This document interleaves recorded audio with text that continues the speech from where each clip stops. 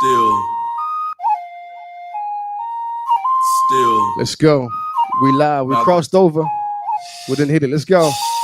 Heartbeat, the sound of the bass drum. Simon Sanders. Shout, I'll take one. Rumble in the jungle, I'm a lion. Stand up for your Embassy Nation. Shout to the tribes. You know what it is. We the people lost but not forgotten. Tribal rivalry is the problem. This is the Autonomous Party Podcast and Mix Show. Welcome. Doctor, but I will be your medicine man. We're all from the melting pot, so everybody in the crowd. These lights are burning here. Shout to Homeboy with the news. Welcome. He is a L-I-E. One family. AJFW. Shout out to you. What's up? What up? The bigger they come, the harder they fall. Bring on the giant, I'm ready to brawl. No giving up, flowing in my veins. Like a champion, I feel that I will never surrender. Born with the soul of a warrior, I will remain a contender.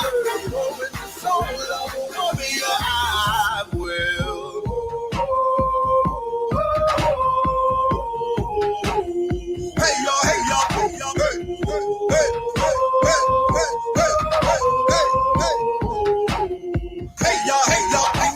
I rule my dominion. I'm part Asian, Indian, Dominican. Back to Hindu, Dravidian, so Mexicano loco, man. Yes. Egyptian fits my description. Yes. I'm training hard for the mission. Yes. I'm a country boy from the south, and mama said knock you out. I'm in the ring like. The bigger they come, the harder they fall. Bring on the giant, I'm ready to brawl. No giving up, flowing in my veins. Like a champion, I feel. They tell me a lot, say I'm in Africa. My great grandmama say I'm in India. Pull up. Shout out to Mac in the building. Gotta agree. What up? We inside the Lounge Music Media. You know what it is, man. The Autonomous Party Podcast and Mix Show. Let's do it. They tell me a lot, say I'm in Africa. My great grandmama say I'm in India. They've been telling lies to us for way too long. It's time now for us to go and stand up strong.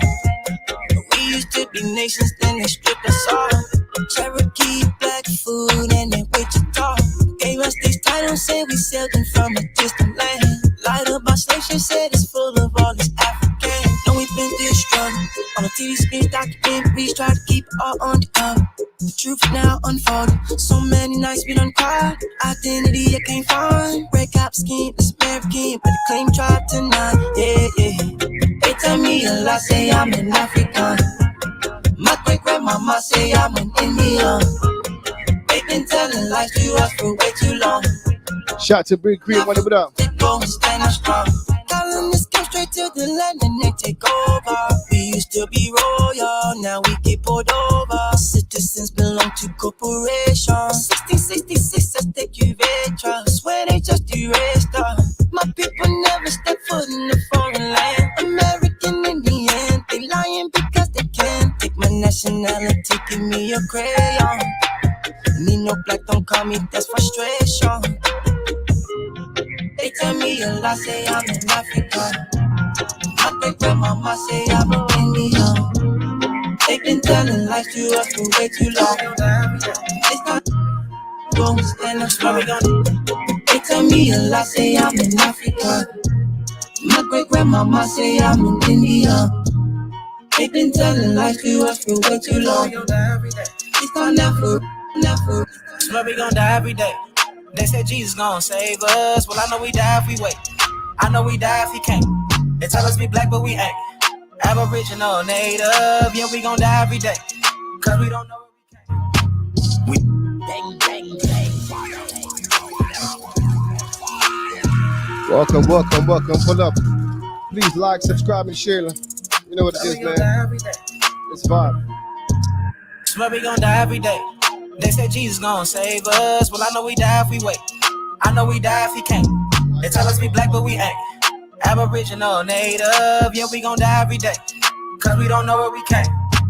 We been here, lived here, open borders, got deported, fought for rights. Kidnapped, bitch slapped, blacked out, covered up, washed white. Drugged up, slugged up, beat bread, left for dead, fuck your life. It's all a plan, kill your man, take your land, slave your kids, rape your wife. Why y'all look so mad if all this shit I say is true? Why y'all look so mad if all this shit happened to you? White man quick to tell you was a slave, nothing before me. He himself only been free since 1840. On recording, I'm an ancient Egyptian from Atlantis, headed straight for Canada, that's Israel. Nothing fake about me, no capping, rapping. I just felt the ink and I'm legend. No caveman, I'm original. Kentucky fried, extra Christian. Where a lot of gold, cause my family history, I'm the god of new. We at war, Everybody can't go though. Some of us vibing high. Everybody can't go though. Some of y'all might leave family behind. Everybody can't go though. Could've completed, but you get deleted. Some people are defeated, so you feel deleted. And knowledge is medicine, know when you need it. If everyone go, I'ma know that you cheated. You think I'm conceited, I'm feeling completed. Life is a game and I'm planning to beat it. Life is a game and I'm planning to beat it. Everybody can go though, beat it. You was ascending and starting to win. No pretending, actually win. Low vibrations, boxing you in. Who keep letting them toxins in? All my people are toxinous. Everyone on our toxin land. Ancient like cosmology. I am the source, I go within. I can't go unless I go to win. Really a God supposed to win. Anyone that's trying to get with me, just start doing the most you in. Trying to turn up, it goes to 10. Blood type O, you almost in. Minarchin, we all go in. G, I'm a rule, we all go in. Bring me the water, but can't make you drink. No, I'm not here to just make you think. If anything, I'm here to just make you fight. It's all I just make you right. Everybody ain't with it. Let me tell you, I don't like reading. Freedom ain't free, you broke, I get it. Let me tell you, Feeling like I'm sorry. I don't need no driver's license. Just a beauty like a narcissist. That the ride or die is still the show. You know they tried to drown me in MLT, but I'm alive, they can't bury me. Now I'm wealthy and scholarly. Walk on the sea like I'm JC.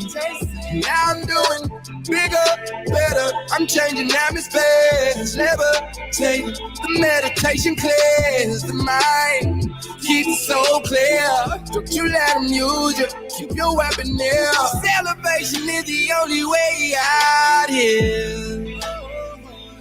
You gotta be tired of dying and burying people out here. I know it's hard cause they shoot first. They pull up, yeah, they click clack, they do dirt. They go home, then they'll get back. But they can't bother me, nah. Cause I'm not property. This is essential. Essential.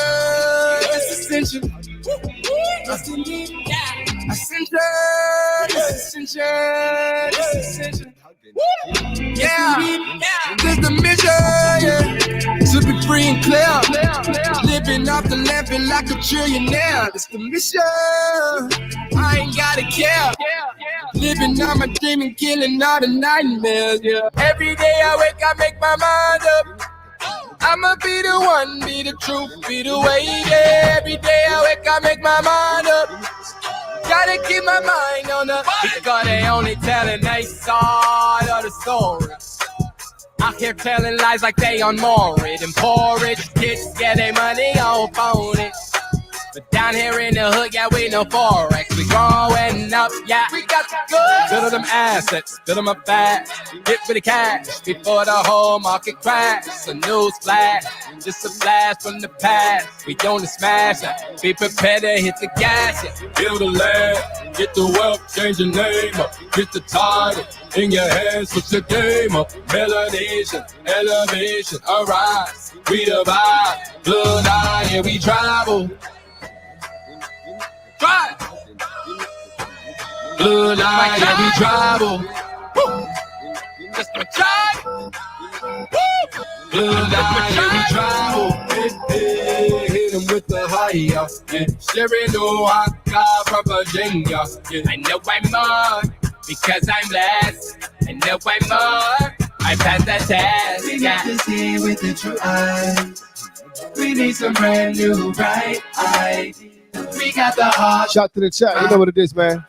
Y'all see me up here squinting. I got light sensitivity and all that. So get the wealth changing. Shout to you out there. Sometimes I can't even see the screen. It's a little blurry, but you know what I mean? We rocking with it. We the vibe. As usual, you know what I mean? That's what it is, man. We just vibe. It's a vibe up here each and every time, man. Let us give thanks. Yeah, we travel. Woo. That's my child. Yeah, we travel. Build a land. Get the wealth, change your name up. Get the title in your head, switch the game up. Melanation, elevation, alright. We the vibe. Bloodline, yeah, we travel. Hit him with the high, yeah. Hit him with the higher. Let's vibe. This track is called Inner Peace. Mike Ether. Through the campaign. Autonomous Party. The harsh reality is live life autonomously. You feel me? Sometimes it make your mind dissolve, trying to solve something not meant for you to solve. You got to search for inner peace. Inner peace. Sometimes you got too much involved, trying to solve personal problems you should solve. You got to search for inner peace. Inner peace. Check me out. To free my mind, I leave my house and hit the intercoastal. Sitting right in my backyard, this shit is really local. It's like my problems run away when I sit by the water. Meditating, sitting still, I become the water. Jump off the cliff of life, release my parachute of problems, everything's alright. At least that's what I tell myself until it hit the night. The spirit synchronized with my blood, I'm taking flight. My mind consumed. The devil said he moving in, but I ain't got no room. He wanna break me down and tell me up what I assume, but I just keep on grinding up to my top chakra, feeling like a Buddhist on a mountain, sitting proper, traveling God, moving through the cosmos, space and time. But all I really know, I'm at my zenith, familiar with my inner peace because I seen it. Sometimes it make your mind dissolve, trying to solve something not meant for you to solve. You got to search for inner peace. What? Inner peace. Sometimes you got too much involved, trying to solve personal problems you should solve. You got to search for inner peace. Inner peace. Bonquisha had a baby, but that baby didn't make it. Feeling like she's all alone and can't no one related. She permed her hair, put in some weave and made her nails long. Aspirations of stripping and making millions. Packed it up, left her mom, moved to South Beach, hoping she could make a living off monogamy. But things changed when she met a G. She fell in love with the dream he sold and everything she see. The big cars, Cuban links, and the real estate. Hoping he would take her to a realer place. She lost in the facade, things ain't what they seem. He left her for a girl that had some bigger dreams. She got no money, got no job, ain't nowhere to go. She ran back to her mama's house and broke down on the floor. Her mama told her, you stuck in the belly of the beast. You need to search for inner peace. Sometimes you got too much involved, trying to solve something not meant for you to solve. You got to search for inner peace. Inner peace. Sometimes it make your mind dissolve, trying to solve personal problems you should solve. You got to search for inner peace. Inner peace. In there, my tribe of opera mind, so what's happening? Government and all y'all cross the line, so what's happening? My ancestors wouldn't like you cross the line, so what's happening? We original, y'all GMO, y'all lying. I do this for my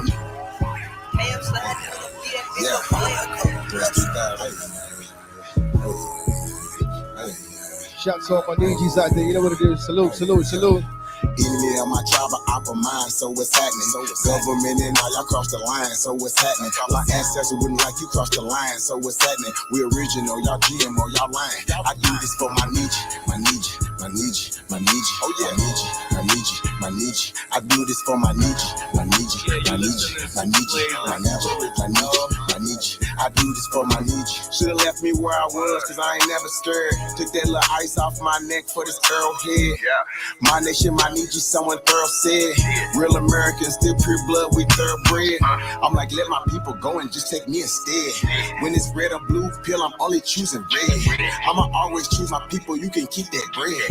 Our government owe $1 trillion, you can keep that bread. It's one thing Jim Crow is showing me. I don't want no white folks ruling over me. I don't want no politicians ruling over me. I don't want no po-po ruling over me. Only somebody just like me gon' treat me like me. I'm Iron Cherokee, the Chief and Dr. G.L.E. I'm still a G like EST. You might not be as G as me. You think you free, but you need remedy to be as free as me. I'm from the hood, I'm still waking up my people.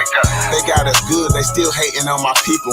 When it comes to fashion, the whole world wanna be like us. When it comes to music, the whole world wanna be like us. When it comes to dancing, the whole world wanna be like us. Foreigners are doing everything, trying to weaken us. Sports, y'all can't fuck with us. Rhythm, know we killing y'all. Anything involve a ball. Mentally, we figured out the cosmos. After all, big and shit, we smashing y'all. It's time to take the asking y'all. White spot blood after all. Vatican and the Smithsonian got all our shit. Artifacts and relics still keeping us away from it. And they say that was a long time ago. That's racist shit. Y'all holy land keep stolen shit. We don't need y'all holding it. Reverse engineering our technology, controlling it. Gave it everything you got, but you can't put no soul in it. I ain't go see the new Matrix cause I'm living it. Everything is not what it seems, but I'm killing it. Can you afford to pay attention who you living with? Now they trying to mandatory facts for these, you getting it. Fall back off my knees, I'm peeping y'all tactics. This ain't no earth war, this shit is galactic. Goddesses and gods warming up like practice. We gon' put arrows on your chest like that. Mongols can't style like us, them fake natives ain't wild like us. They ain't got a soul, destiny as a child like us. Nobody power like us, nobody peace pipe like us. Boxing, y'all can't fight like us, nobody lost they wall like us. Wake them up, I'm in the way. Say too much, I'm in the way. They trying to kill us anyway, so listen what I'm finna say. Everybody, our kids, we raise y'all anyway. What that sense is finna say, everybody ain't here to stay. Is you with us or against us, ain't no in between. I'm a non-ether being, not a human being. I'm fucking 1492, but all my allies what it do. Renegade got clips for days, be careful, I advise you to. Yeah, my child, but opera mind, so what's happening? Silver minute, now y'all cross the line, so what's happening? My ancestors wouldn't like you cross the line, so what's happening? We original, y'all leaving on y'all lying. I do this for my niche. Yeah, rhyme so dope, my eyes low. When you move like God, the time slow. I came back for the blacks and John Doe's. Crack open them land pads, let go with them townhomes. What's a native to a native? Eat $5 dough if he not melanated. Pale faces got you waiting on a savior. Sending prayers up, he texting back on vacation. God's children, give all your praise to Jesus, but how God feeling? He say put no one before him in divine image. It's you with God and Christians. I got a vision, but niggas ain't gotta listen, so they don't.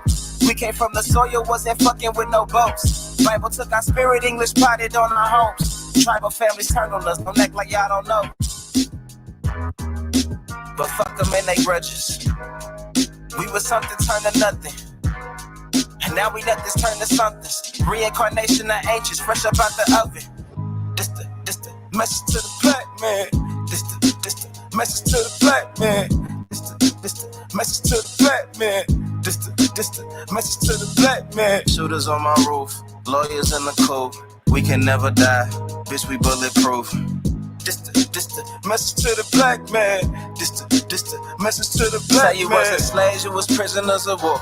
You stop wasting your time, these other bitches ain't important. You ain't meditating, you ain't mating with the sauce. Like what the fuck's a noodle if you ain't painted with the sauce? I find it hard to trust the pastor who rather side with the master, who preaching we should submit while getting murdered and captured. About how we should wait on God, it's never our vernacular. They get paid and praised by the dollar long as they keeping us stagnant. And niggas think they woke, huh? Like you can change a whole world through a vote, huh? Like slave masters willing to let their slave go, huh? That slave master was probably your kinfolk, huh?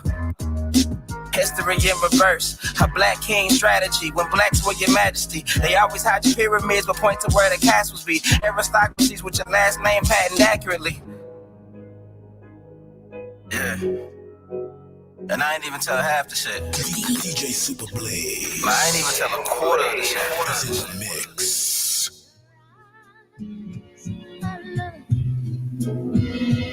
Your smile.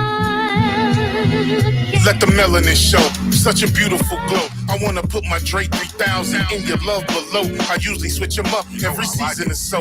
Pretty brown round, I like it when you come around. You know how I get down. We can skip town, take you to exotic beaches. Let the sun hit you and look at your exotic features. My Empress love thing, we go together like yin and yang. Ride or die, we got our own gang. Me and you loving this shit. She knows she my number one pick. She rides stick and don't need a learner's permit. We in our zone when the runs get lit.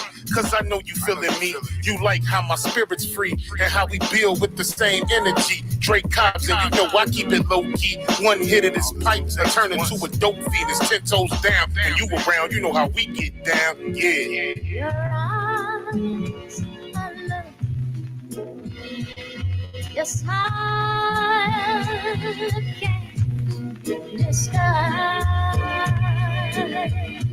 Be my Mississippi and just flow with me. I give you parts you can only see. I wish the younger me was in tune with the older me. We'll be right where we supposed to be. I just want to embrace you. Whole world try and trace you. American goddess, your image all over the planet. The definition of organic. Your body is a work of art like Chichen Itza. It's copper color, it's nice to meet you. She says she Cherokee, wear a feather in her hair. And Salute, Quint Smith. me and you together with spark. Appreciate that. You and I, much love, you know what I mean? Intertwined, causing eclipse like when the sun and the moon align. Now that's power divine that can light up the whole skyline. The touch your kiss, it gets me every time. Empress, you stay on my mind. You know you one of a kind because when I shine, you shine. Yeah. It's nothing like the American Indian Empress. You one of a kind. Your smile can't disguise.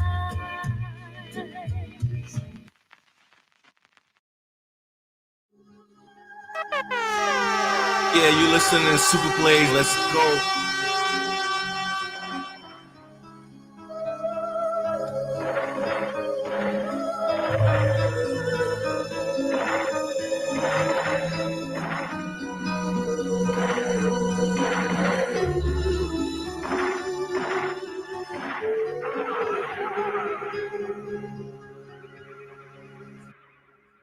This shit hit hard like Spence on the speed bag. I blow his legs off, he gon' need a knee tag. You niggas sound worse than Eminem on Relapse. And Burna Boy, he's trash. You thought I was gonna let you ease past? Running your mouth while taking our culture. Treat this nigga like brisket and slow roast him. Roll up an Akon pack. I ain't ducking smoke, I just inhale and blow. I'm on demon time and I got a hellish flow. Before the spiritual, I make them see the Holy Ghost. Let's bury these niggas and raise a toast to the Aborigines. That's from time immemorial. A tauntaun is from the soil.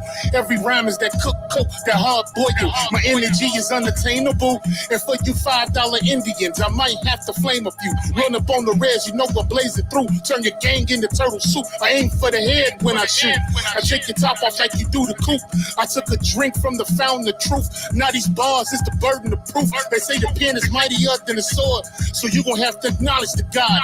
Drake Cobbs, I take your face off. My style is like cocaine raw. You gon' have to bow down to my Jaguar paw. Or I'm coming like Leatherface with the chainsaw. I ride for my road dog like a new age outlaw. I do it to death like Chief Cornstalk. So fuck all your tough talk. You little pigeons can't fly with hawks. Better get you outlined and chalk. It's the supreme being here to electrify your chakra. Any drama is mask on like the Phantom of the Opera. I got the hunger and you niggas looking like pasta. Shrimp over the lobster and I'm smoking like a roster. Check my posture. It's only one American. The rest of y'all imposters. That's the Lucy, Quint. You heard me. It's like boys in the hood. I'm out the window with the shoddy, nigga. When it comes to the mic, I'm like the coroner. All I catch is bodies, niggas. So look away before you come in my lane. It's arrows up. I just get it and aim. Yeah.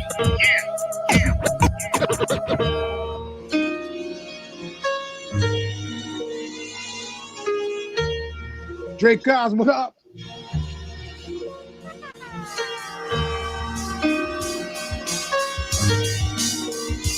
Shout out to the party. What they do?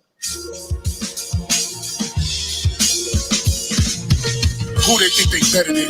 Ain't no comparison to the so-called black or African American. You can drop the African, keep the American. When we say Aborigine, it make the world spin. Turn it. Hey. It's for all my native Negroes outside, you heard me? All my Aboriginal Negroes, I should say, huh? Yeah. That's the Lucy. Yeah, let's go. Tap in, Drake Cobbs. Shout out to Quint. Shout out to everybody in the chat. Tap in. Let's go. Who they think they better than? Ain't no comparison to the so-called black, the African American. You can drop the African, keep the American. When we say Aborigine, it make they world in. I'm going in the same dirt my ancestors buried in. I come from a god and a goddess, so what that make me? Not even Basquiat can trace me. Not even Van Gogh can paint me. The MC in me is the God MC. Shout out to Sal. I'm focused in, let my mind be free. You too blind to see. The Jews I give Israel, it's been real. These ain't shots, they missiles. All you Shout out gonna to hear Miss Sherry. lyrically, this the execution. My verses start revolutions for my people seeking restitution. Since the beginning, fuck evolution. Alpha, what up?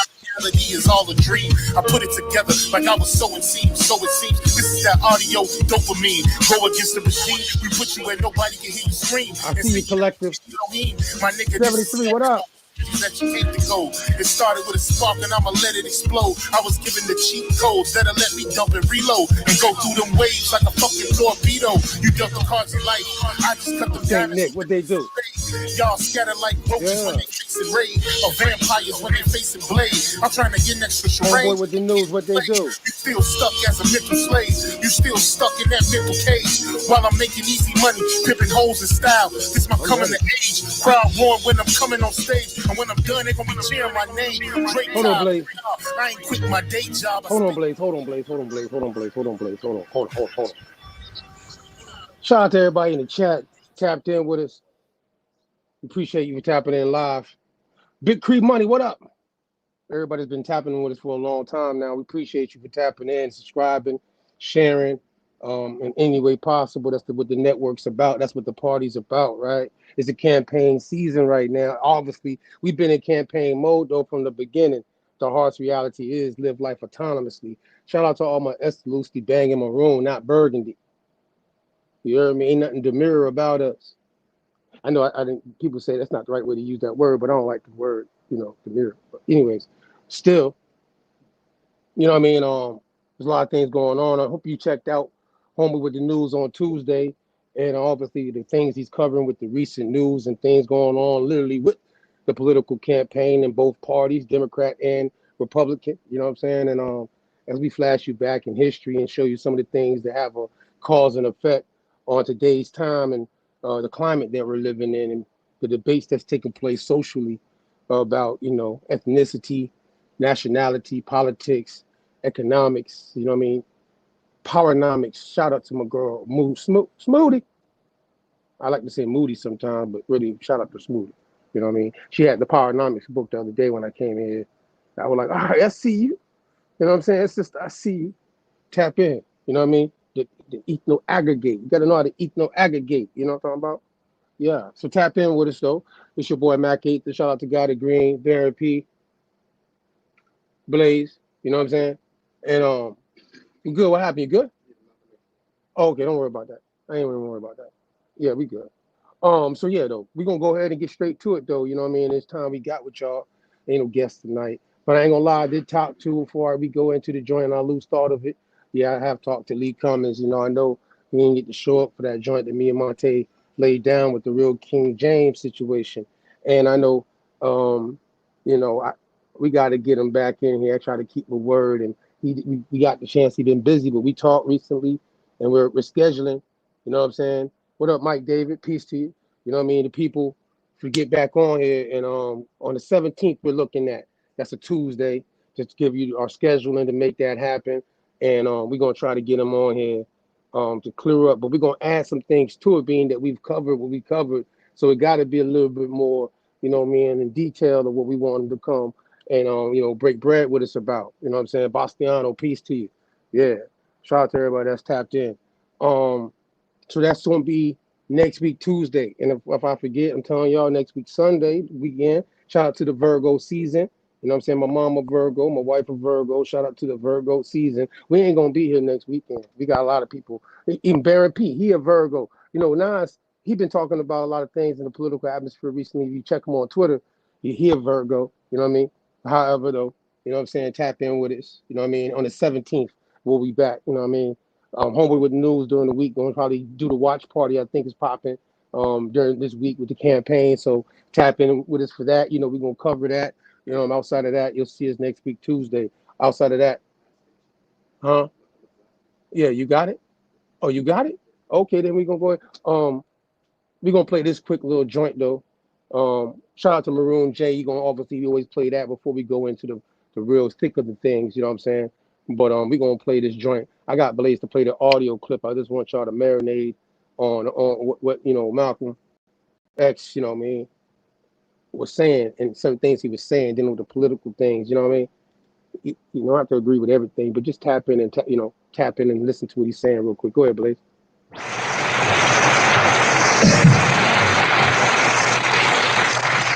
Distinguished guests, brothers and sisters, ladies and gentlemen, friends and enemies.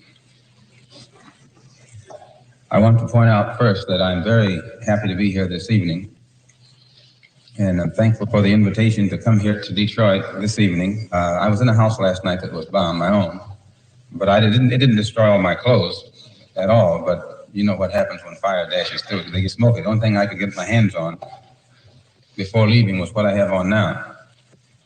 And it isn't something that made me lose confidence in what I'm doing, because my wife understands, and I have children from this size on down, and even in their young age, they understand. I think they would rather have a father or brother or whatever the situation may be, who will take a stand in the face of any kind of reaction from narrow-minded people, rather than to compromise and later on have to grow up in shame and in disgrace.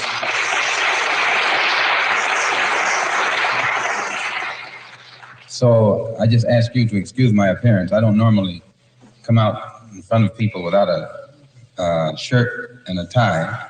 I guess that's somewhat a holdover from the Black Muslim movement, which I was in, and that's one of the good aspects of that movement. It teaches you to be very careful and conscious of how you look, which is a positive contribution on their part. But that positive contribution on their part is greatly offset by too many other liabilities. Before I get involved in anything nowadays, I have to straighten out my own position, and which is clear. I am not a racist in any form whatsoever. I don't believe in any form of racism. I don't believe in any form of discrimination or segregation. I believe in Islam. I'm a Muslim, and there's nothing wrong with being a Muslim. Nothing wrong with the religion of Islam. That just teaches us to believe in Allah as the God, and those of you who are Christians probably believe in the same God, because I think you believe in the God who created the universe, and that's the one we believe in, the one who created the universe. The only difference being you call him God, and we call him Allah. Jews call him Jehovah. If you could understand Hebrew, you'd probably call him Jehovah too. If you could understand Arabic, you'd probably call him Allah. But since the white man, your friend, took your language away from you during slavery, the only language you know is his language, your friend's language. So you call for the same God he calls for. When he's putting a rope around your neck, you call for God, and he calls for God.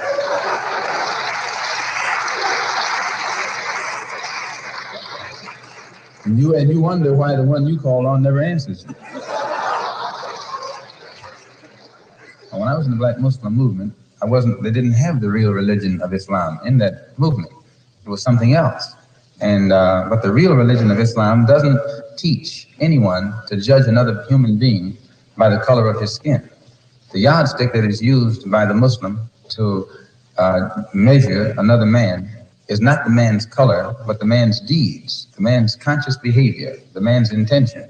And when you use that as a standard of measurement or judgment, you never go wrong. But when you just judge a man because of the color of his skin, then you're committing a crime, because that's the worst kind of judgment. If you judge him just because he was a Jew, that's not as bad as judging him because he's black, because the Jew can hide his religion. He can say he's something else, and which a lot of them do that. They say they're something else. But the black man can't hide. When they start indicting us because of our color, that means we're indicted before we're born, which is the worst kind of crime that can be committed. Elijah Muhammad had taught us that the white man could not enter into Mecca in Arabia, and all of us who followed him, we believed it. And he said the reason he couldn't enter was because he's white and inherently evil, and it's impossible to change him. And the only thing that would change him is Islam, and he can't accept Islam because by nature he's evil. And therefore, by not being able to accept Islam and become a Muslim, he could never enter Mecca. And this is how he taught us. And, you know, and so when I got over there and went to Mecca and saw these people who blonde and blue-eyed and pale skin and all those things, I said, well, but I watched them closely, and I noticed that there was, though they were white, and they would call themselves white, there was a difference between them and the white one over here. And that basic difference was this.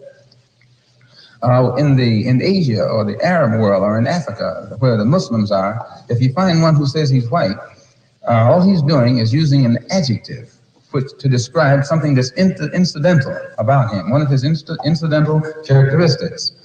So there's nothing else to it. He's just white. But when you get the white man over here in America and he says he's white, he means something else. You can listen to the sound of his voice when he says he's white. He means he's boss. That's right. That's what white means in this language. You know the expression free, white, and 21. He made that up. He's letting you know all of them mean the same. White means free, boss. He's up there.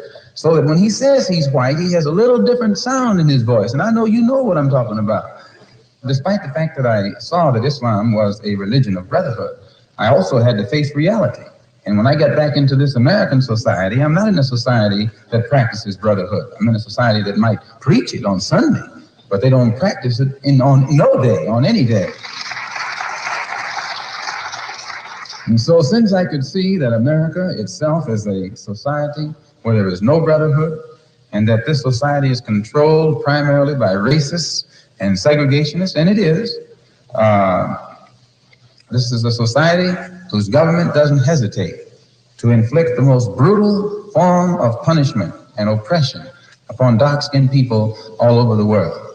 To wit, right now, what's going on in and around Saigon and Hanoi, and in the Congo and in elsewhere. They are violent when their interests are at stake. But with all of that violence that they display at the international level, when you and I want just a little bit of freedom, we're supposed to be nonviolent. They're violent. They're violent in Korea. They're violent in Germany. They're violent.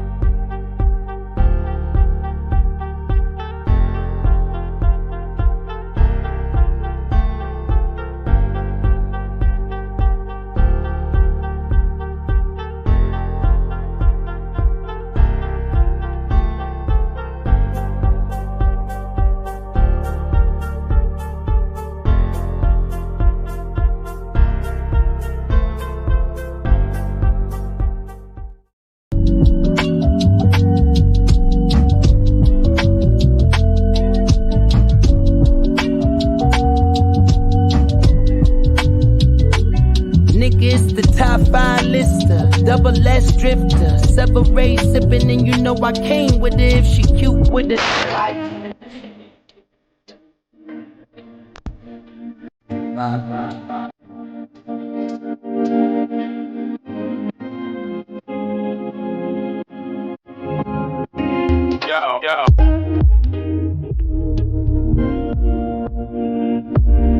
Yo.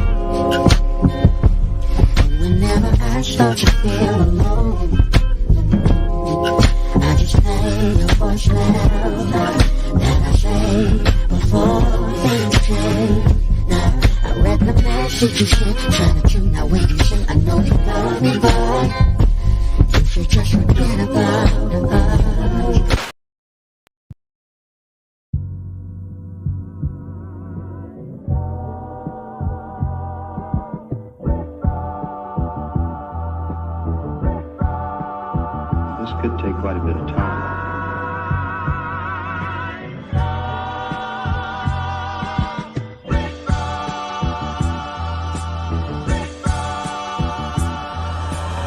Pardon my autonomy. I know one day they'll honor me. This ain't pertaining to 28 Deuteronomy. Self-determination, controlling our situation. Ain't no more indoctrination from pale faces. How the fuck you bummy and broke but a pair of races? My lineage free people of color with a left make each nigga.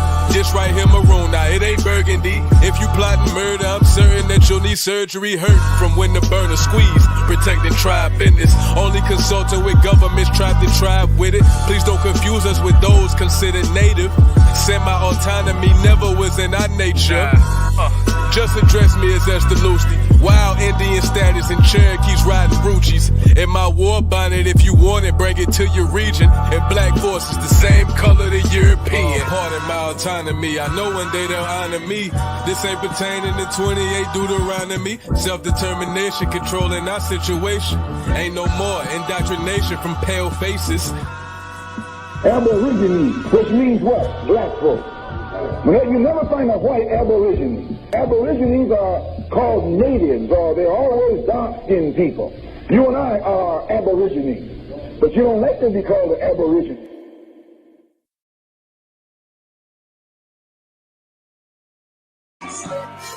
Solar blast with a phosphorus and rain. That mama squat down deep fried Detroit soda train. Gotta shake it up. Gotta move it in. Gotta put it down. You gotta make it swim. Common sanitation disease. Rain, tornado, rain, bam, tickle, big sneeze. Ships, planets, justice, cannons, bamboos, and trees. Doctors, office, penguin, shillings, railroads, and bees.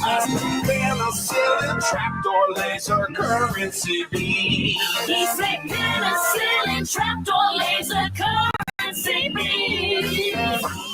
Hey, what the hell are we saying, man? I got no idea, man. I'm just hungry and talking about the galaxy and trains. I think they're buying it, though.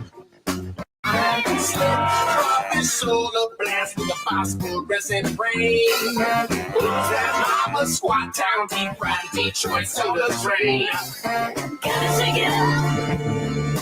Gotta move it in. Gotta put it down.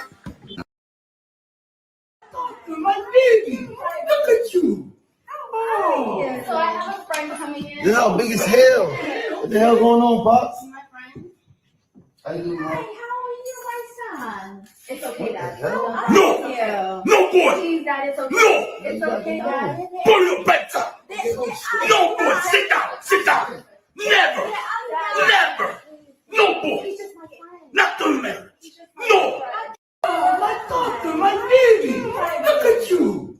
Oh. So I have a friend coming in. Yeah, big as hell. What the hell going on, Pops? My friend. How you doing, Mom? How are you, my son?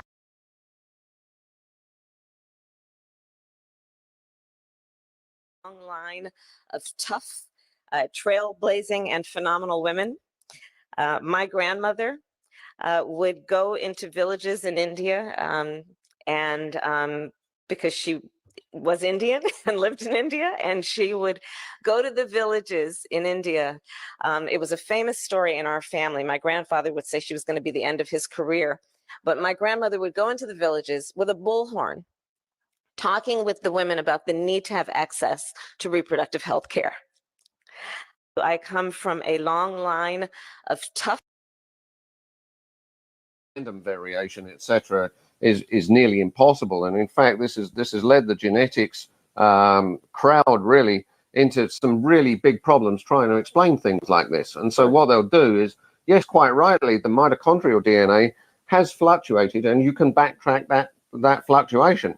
But what else has happened in terms of other interventions to do with both the DNA and with the things that control what DNA does can actually happen an awful lot faster if deliberately put in there. Right. But there is a special, do you want to explain the special about melanin and how it protects the cell? the DNA inside the Yeah, nucleus. I That's mean, very important. part of the reason you can't do these experiments, where there's a lot of melanin around, the melanin actually in a lot of people, in black people, it's actually spread out through the skin. It spreads out through the cells and covers everything. But even in a lot of white people, the melanin actually will coat the nucleus of the cell. And therefore the DNA, your central DNA, even in white people, can be actually well protected from the actions of the But ultraviolet there's no light. doubt in people with higher melanin, natural higher melanin, that it's far more likely that that melanin will be coating the nucleus, the cell wall of the nucleus of the DNA. Now the point about that is that ultraviolet light, which is often used to splice DNA, is blocked by that melanin. It absorbs it. It doesn't allow it in to interfere with the DNA. And it could well be, and this is Nigel's thesis, that this was a blocker for them when they were trying to genetically alter the species. And therefore, when maybe just out of random mutation, something like an albino came along, they discovered, wow, we can get straight in. And it may well be that the paler skinned nation, people on the earth, maybe have that pale skin because of this genetic experimentation to make things easier for them to work on human DNA. And in fact, Professor Steve Jones argues that this thing about vitamin D being, paler skin being there to allow vitamin D to be absorbed and so on, all these theories about why pale skin happened in the first place, he believes it's not an adequate explanation. There is no real explanation or justification for the need for pale skin at all. Yeah, because I think if dark skin is always an advantage in every circumstance. Right, because most people would just automatically assume, well, they went to live in the north where there's less sun, yes, so therefore their skin changed color. But that's not the case. According to Professor, all the people that either believe or don't believe that giants existed in North America, that maybe believe that the Smithsonian had something to do with covering it up, we got some receipts for you. In 1651, the last battleground with the giants happened in the state of Pennsylvania, and it's recorded in Dauphin County History, Chapter 1. Remember, you heard it here first on Human Origins Revealed. Go check us out on YouTube and TikTok. The truth is here. The state of Pennsylvania documented it, that the last of them were killed in Pennsylvania, at least in that state in 1651, at a place called Atracoeur. It's in Dauphin County History, Chapter 1. Just remember where you got that news.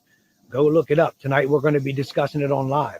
Giants existed in North America. When they were recruiting people to bring their families here, they didn't tell them. The last of them were defeated on a place called Juniata Island, the Onuyuthahaga. That's the name of the people that lived there. And they're called the Standing Stones people of North America, if you didn't know that. They come from Standing Stones, Pennsylvania.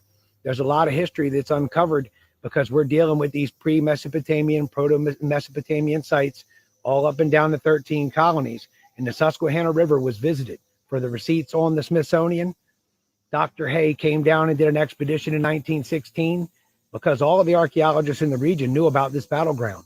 He visited it, and by 1920, they already started building a dam that Dr. Hay himself, an employee of the Smithsonian. So you say it's a conspiracy that the Smithsonian hid giant things. Well, I'm telling you that I have the receipts. We're going to discuss more of it online, on live tonight on TikTok. And that way you can see, you can read for yourself that at least in 1651, that's when the last were defeated. So from 1492 to 1651, there were giants running around in colonial North America. That's the truth. This is the kind of information we're trying to bring to you because Dr. Hay came down, signed the permit.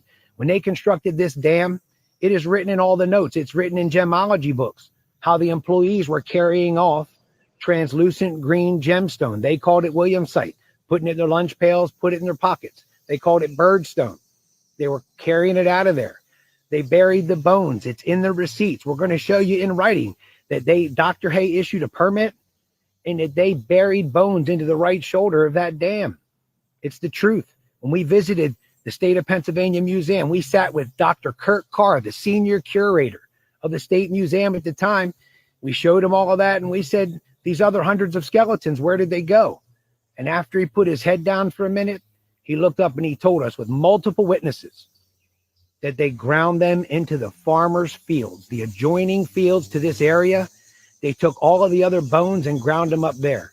So if you ever believed that the Smithsonian was involved in covering up giants, I got the receipts for you. Come over and look at our videos because we're trying to save the ancient sites that have their bones, their tools, and the normal sized people like ourselves that lived in and around them. Please, Human Origins Revealed, visit us on YouTube, follow us here on TikTok. We're going to go live tonight and discuss the content that we released today.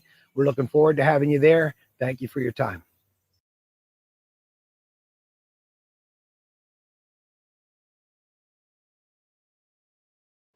Well, yeah, you heard it. Like you said, first from the man. You know what I'm saying? He said it. Giants and Smithsonian and Pennsylvania. 1651 is what he said. For y'all, what he said at the timeline. Interesting, right? I'm just let you marinate on that one and go ahead and just think about that real quick. That's interesting, right? Like Giants 1651, Pennsylvania. Well, do your research. You never know, right? Mounds and all the other things we got here that's going way back, you know what I'm saying, tied to certain things, I just want y'all, I thought that was interesting, so I thought I would share that with y'all, you know what I'm saying? So shout out to everybody that's tapped in with us. Yeah, Mr. Net. Shout out to Mr. Net. Smithsonian hit more than Giants. It surely did. Like we found out, the Smithsonian definitely took the relics and certain things tied to things in Louisiana in the mounds. Yeah. Just so you didn't know, Smithsonian knows. So yeah, we in the game though. I'm gonna play this joint though. We're gonna get straight to it. This is right here, kind of St. Nicholas. Shout out to St. Nick. He just jumped in the chat. I'm going to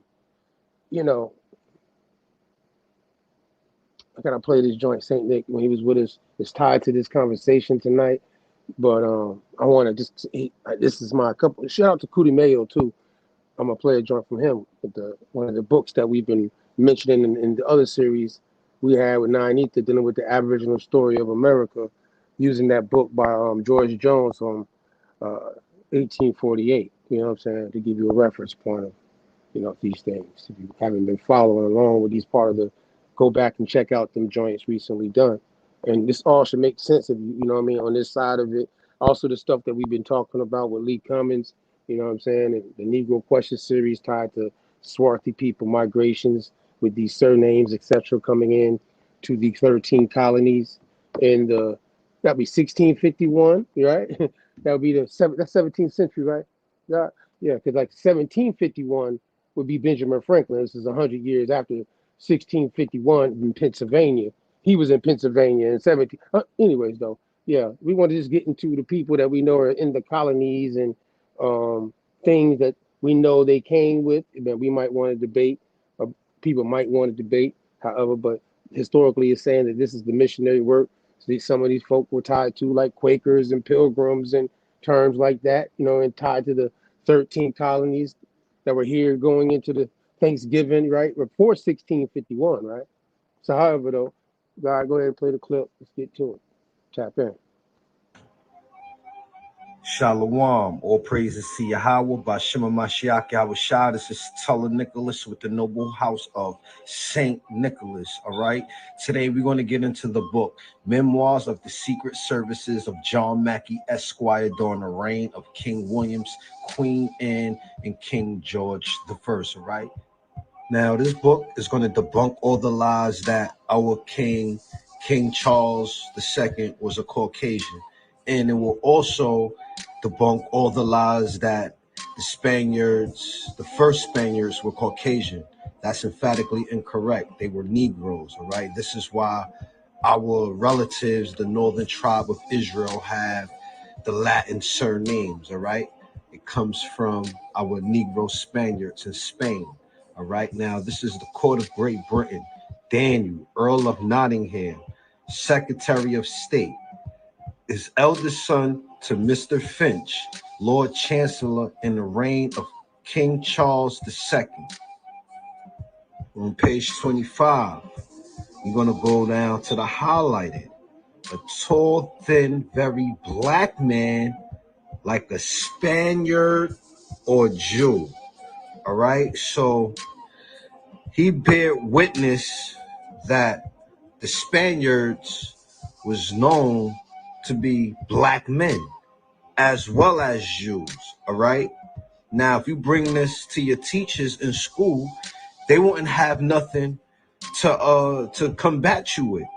You know, they will have to yield to this because their education don't teach them thus far.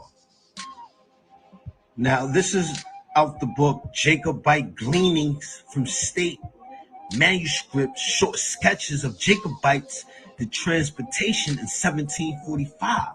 So these were Negroes that came from England, Ireland, and Scotland who was prisoners of war when King Charles II kingdom was falling. All right? These men came to the Americas and the Caribbean islands with their surnames. They were not slaves. They were nobles and royals of the nobility of England, Ireland, and Scotland, which was ran by blacks, the Stuarts, the Jacobites. So now we're going to get into some names of our forefathers that came into the Americas and the Caribbean islands, all right, from the Liverpool slave trade. All right, now this is an exact list description of 150 rebel prisoners shipped at Liverpool on board the Venterian. All right, so now we're going to go into the description of the people that was on board, the rebel prisoners. All right, this is the year 1747. All right, now this is Robert Adam. All right, so this is the brothers with the surname Adam. All right, our history was not erased. Our history was stolen and whitewashed. All right, now we're going to go to his attributes. It says remarks: brown, smooth-faced. All right, we're going to go to the second one, William Bell. So this is to all the brothers with the surname Bell. All right, your surname was not created by a Caucasian. Your forefathers came here with the surname Bell from England, Ireland, or Scotland. All right, from Berwick. All right, how he looked, his remarks: black, curled hair, strong made. All right, now we're going to go to number 3, Dougal Campbell. And we know Dougal is an Irish name. All right, Campbell as well. All right, we're going to go to his the remarks, his attributes: brown complexion, well made, and ruddy. All right, now we're going to go to number 4. This is Alan Canach, age 17. All right, how he looked: black, ruddy, and healthy. And you see how they put black and ruddy into one. So for all those saying that ruddy means white or red, that's emphatically incorrect. All right, this is documented. This is documented in 1748. 1746. This is an exact description of these men, and it's 150 of these people. All right, our ancestors. All right, we did not come here to the Americas and the Caribbean islands from Africa. We came here as royals and nobles from England, Ireland, and Scotland. When our last king, King Charles II, fell from Oliver Cromwell. All right, so if you see your family surname here, this is your history. All right, this is where your forefathers came from. And you know what I'm saying, this was the last stop before, you got here. This is our documents, our documents, So if you want to find your family's history, your forefathers' history, when the slave trade happened, get the book. There's plenty of Negro surnames. And it read, Liverpool, And again, we've had St. Nick pull up on us, in the chat tonight live. I already knew I was going to play this clip, not even know if he was going to be here or not. You know what I mean? So shout out to him and doing his joint, which is tied to this ideal of people saying that, all these folks that swarthy, Negro, Blackamoor, or even just the term Moorish is tied to these people coming out of Europe with these surnames that David McRitchie, who was considered a spy, and somebody, and I'm playing exactly to respond to somebody that, told me, he'd rather not be a Stan. So and our conversations on YouTube channel. Shout out to him. But in his ethnicity and understanding, he said, Moors weren't black. And I'm like, bro, I sent him the same link. I'm gonna show y'all, and kind of goes with David McRitchie coming out of Scotland. We showed it last week, y'all already. You know what I'm saying? And we got a series coming dealing with this as well. But we got a couple of ones first we got to handle. You know what I'm saying? So first, I wanted to kind of just give clarity, because people gonna say when we get this business out the way in this campaign year and stuff, this Anglo Saxon, you know what I mean, and with the homeboy stand, basically, standing, you know what I mean. So I was like, all right, this is how I'm gonna handle that, you know what I mean. And I ain't get no response, you know what I'm saying. You can put it up there, guy, you know what I'm saying. And then eventually, I'm intellectually, we can have a back and forth about things of history or ancient history and certain things, in a respectful way. You know what I mean? We can agree to disagree. You know what I'm saying? But I'm gonna bring my source, and you need to bring yours. That's how the party move, right? That's how we gonna get to the remedy of the situation, right? God, you ain't put it up yet.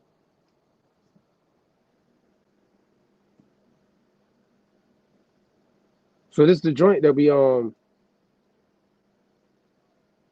we got, you know what I'm saying, for last week, and we put it on the community wall, you know what I mean, tied to Swarthy, you know what I mean.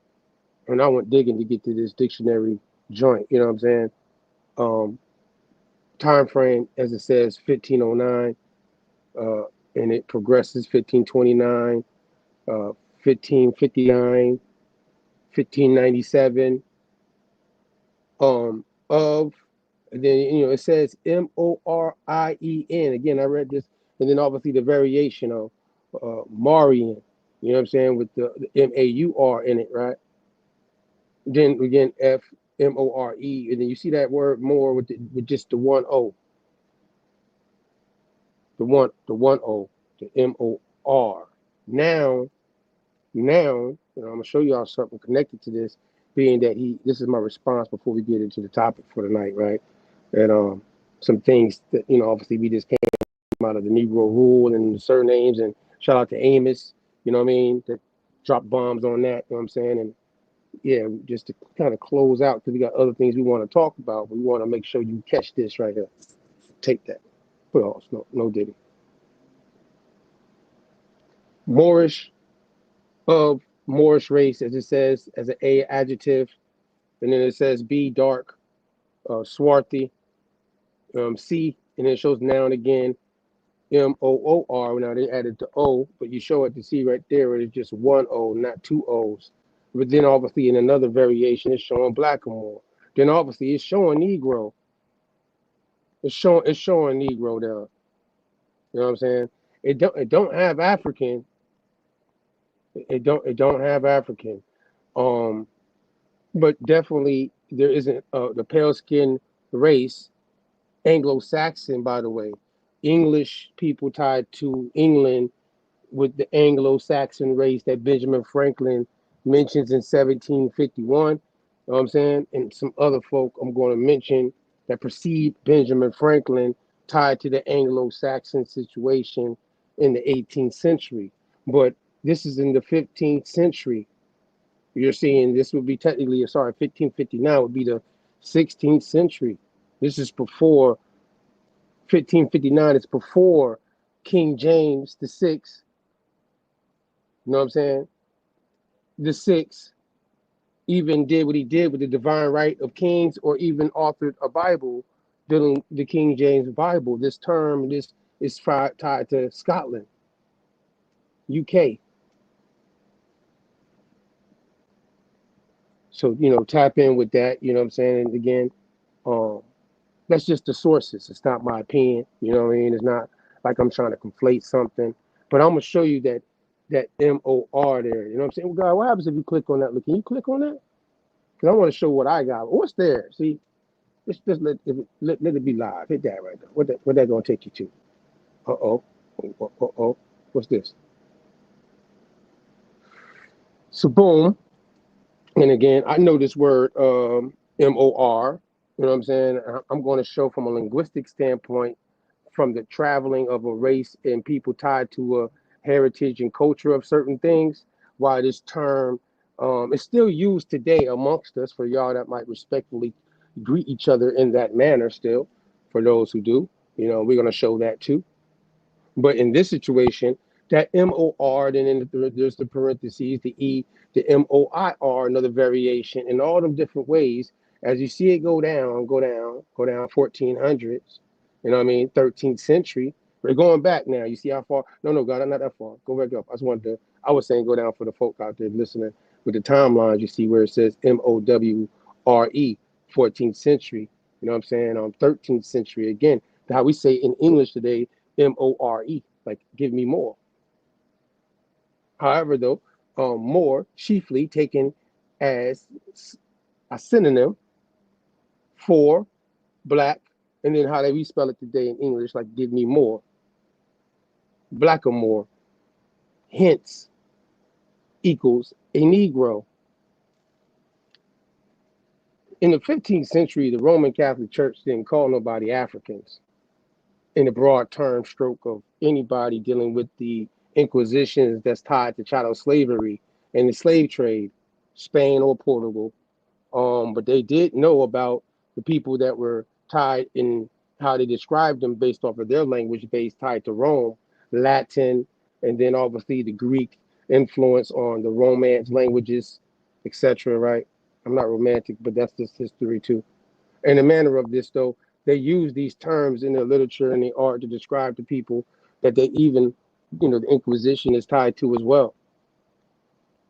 The Negro de Guinea now, the people in West Africa, they might obviously, and they don't have the same ethnicity of cultural and language and things as the people tied to Blackamoor that are coming from North Africa, Southern Europe, Mediterranean, Middle East areas tied to the Abrahamic religions and what took place with Rome and everything in history until later on.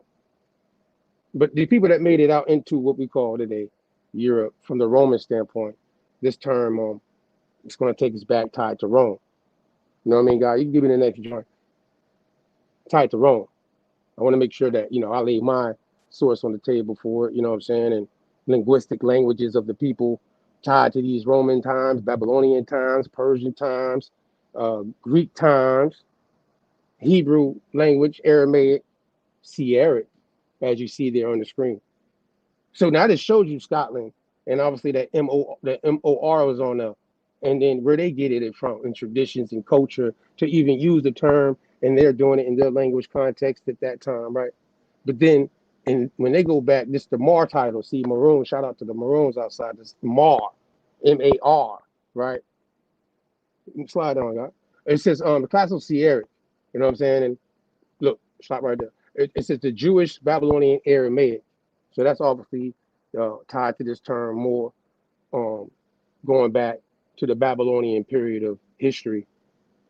You know what I'm saying? It's tied to that term Lord, Maranatha, as we say over at the party, knowing that we don't really rock with the romantic shit like that. But still, it is a title of reverence of the Syriac Christianity. Even before Christianity, the people speaking Syriac in their language are using this term still for the leaders that's tied to certain things and certain, you know, things. And I guess from the religious context, you know, the house of David and what happened to those people who are tied to that. But now in the cultural evolution of things happening in this period, Rome is involved, obviously, in languages. Yeah, Rome obviously is tied to Greek and influenced by Greek, but still at the same time, the people native to the areas that Rome is dealing with this time are also tied to this language called Syriac, Aramaic, Hebrew, and then obviously later Arabic, dealing with Arabia and Rome as well. So, however, this word Maran, Mar, and see that word Catholic, that's a basically the Roman version when they took on this situation and decided to have their own heads tied to Christianity, what we call today bishops.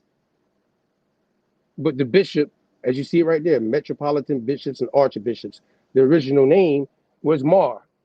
Where is it? No, we slide down, God. Go to Judaism, even though at that time we know it wasn't no Judaism. The Yehudi people tied to the region in exile, you know what I'm saying, based off the language, right? Right there, right? Judaism, you know what I'm saying, which comes before Christianity, obviously, right? But the heritage part and the term more going back in heritage and culture. And today I'm gonna give you the name in a minute. It's in here coming up, so in a minute it's gonna come up.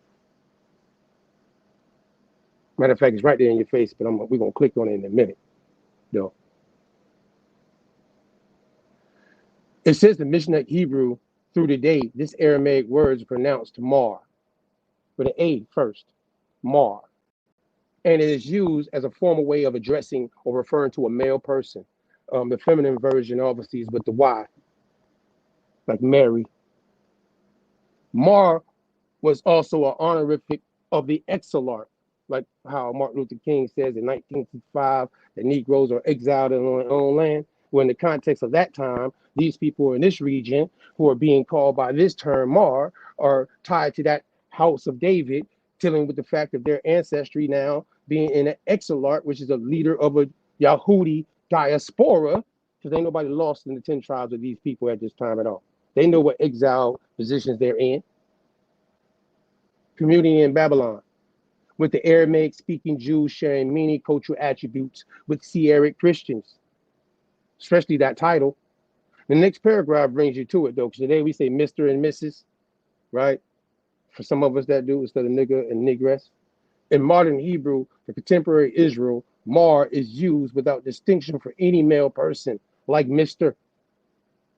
In English, remember King James, even though people want to debate about his complexion and all them things, one thing for sure is that the 1611 introduction tells you that he told you that that Bible in its purest form need to go back to the translation of this oldest traditional writing, which would be actually Hebrew.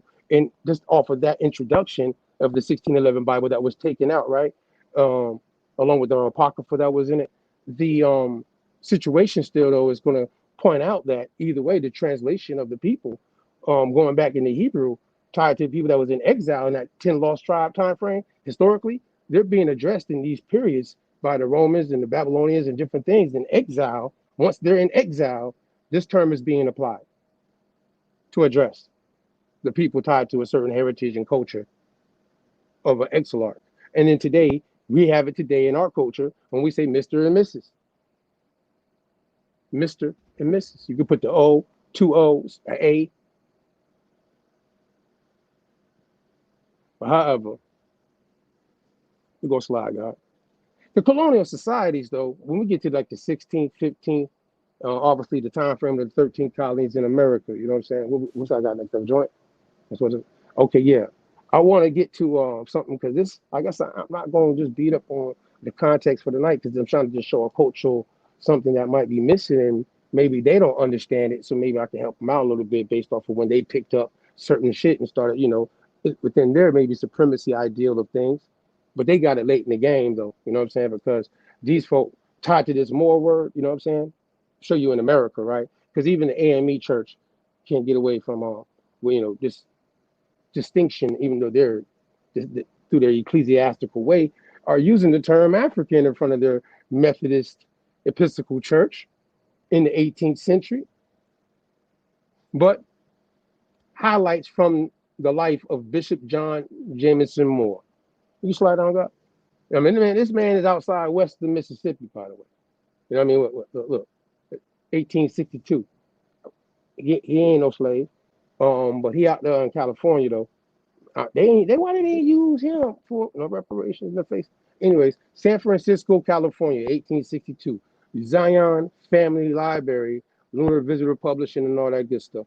Either way, it says right there underneath it though, Bishop John Jameson Moore. With now in this, look how they got him, the M-O-O-R with the E. You know what I'm saying? Yeah, Bishop of the AME. That's right, of the AME Zion Church. Zionists, black ones, Moorish ones, African ones, because AME is African Methodist Episcopal. Now, highlights of the life of Bishop John Jameson Moore and the AME Zion Church denomination, by the way. You know what I'm saying? Now, like, go slide down, guys. So this is what they want. They want. So people in America, before slavery now, they say 1865 proclamation. However, The AME Zion Church denomination was the first named Benjamin Moore and later changed name to honor father. Was baptized by his father, John Moore, mother, Fanny, I'm going to say Rideout. I mean, I've been practicing that, right? I'm sorry if I'm messing up your surname. Anybody out there tied to that name right there? I've never used it in my context. Was born free. That's right. You see it. She was born free too. She wasn't a slave. But that's like read out. Okay. You know what I'm saying? Was kidnapped in Maryland at the age of 15, though. Yes, she was born free, but she was kidnapped. This is a part of the bloodline dynasty of Moorish American clerics. Now, look, this is before 1865 now. You know what I'm saying? And it says, right there after that, look at the timeline. Look at the timeline now. A part of the Moorish American clerics that followed his crypto Jew Hebrew tendencies. And then it says, touched by a Holy Ghost in 1833. The AME Zion Church connected the abolitionists, right? We're going to get into them coming up soon. You know what I mean? When we get back from our next week break, we're going to get into them, this African thing. But first, I want to make sure the Anglo Saxons know that I am being biased about all this right here. No. See, as I get down to this, is touched by the Holy Ghost. AME, again, right, next one, next bullet point. AME Zion Church connected to the abolitionist ideology. You know what I mean? And I want you to see the names tied to the organization of the AME Zion Church. See what I'm saying? That's right. And it says connected to the abolitionist ideology, and church members include Harriet Tubman, or her, what's the other name? Something Ross. Yeah, so I always mess up the first name. I didn't want to mess, but I know the surname Ross. She got that connected to it too, right? But yeah, who else is in that joint? Frederick Douglass, Paul Robeson family, Sojourner Truth, and others. Then, right after that, Marcus Garvey spoke at an AME Zion Church. You know what I'm saying? And look, Marcus Garvey, yeah, he's tied to that same organization. They got some things in common. You know what I'm saying? And it says there, you know, it says right there, see? Marcus Garvey is abolitionist. Started first church west of the Mississippi for the denomination with library and Sabbath school with 50 pupils. Helped orphans and widows. Opened the first AME Zion Church west of the Mississippi. Founded 3 churches in California, only lasted and is open today. Only one lasted, and open today. Founded the second black church in the state of California. Trustee of college in North Carolina that failed, and reorganized in Livingston College and is open today. Was a trustee for a church for orphans and widows in North Carolina. Boy, keep going up, God. Said to be one of the best preachers or orators of his day. The main thing I want to point out, though, is even in America, going before, obviously, even the Muslim ideal of the term more being connected to them, you know what I'm saying?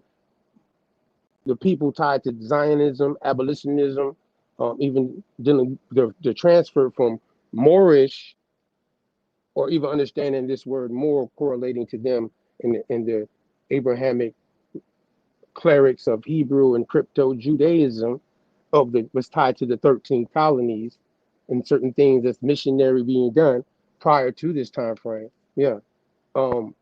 They're still doing certain things tied to these things that you see. I'm just showing you, and you know, if anybody got any sources that they want to, you know, highlight with that, you know what I'm saying? You know, we can tap in with you soon. You know what I mean? You know how that works. I'm ready to go, God. Cutie Mayo, right? It's Cutie Mayo. All right. See them all. Oh, I got one more. I got one more joint. And then we're going to give a shout out to Cutie Mayo, and we're going to get straight to the Anglo Saxon situation of the heritage and the connection to Israel, right? Images of William the Conqueror by, I can't even say his name. I knew at the bottom, though. Oju Geoff Anu. That's what I'm going to say. All right, slide down, guys.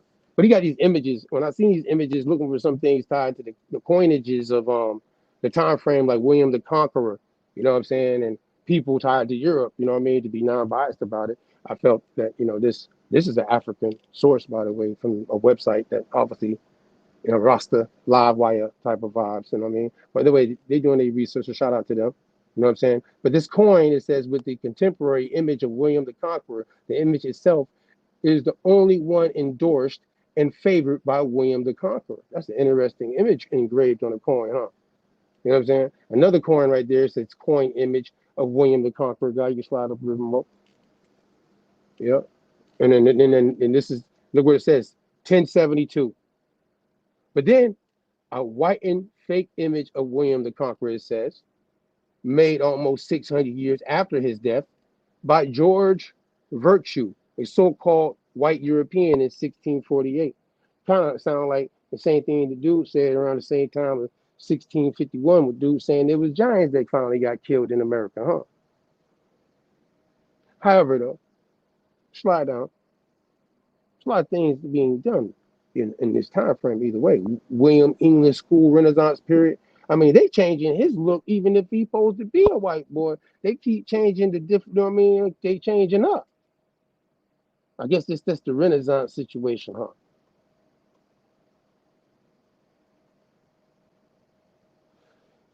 All right, but each slide got.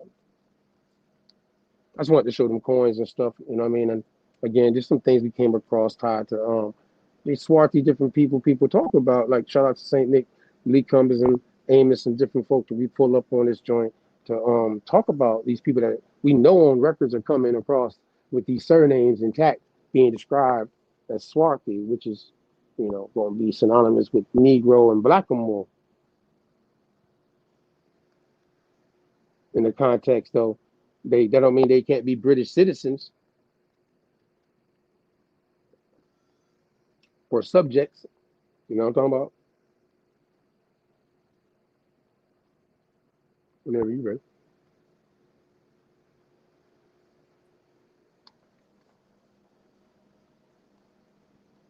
We read about this book, obviously, in the British colonial America, and obviously, Kudimeo is reading from the book, so I would tell you to go to his channel and check out this one right here. So obviously covering the period of the 13 colonies and people that he's been researching, obviously doing different research heavy on and confirming obviously of the sources we read over here too, and of who the people that's coming in to the 13 colonies in these situations and how they, what kind of background and what kind of, you know what I mean, they're being anglicized or they're converting to Christianity, you know what I'm saying? Yeah, that's a good book, by the way, he's reading from. I would tell y'all to go tap into. Go ahead, guys.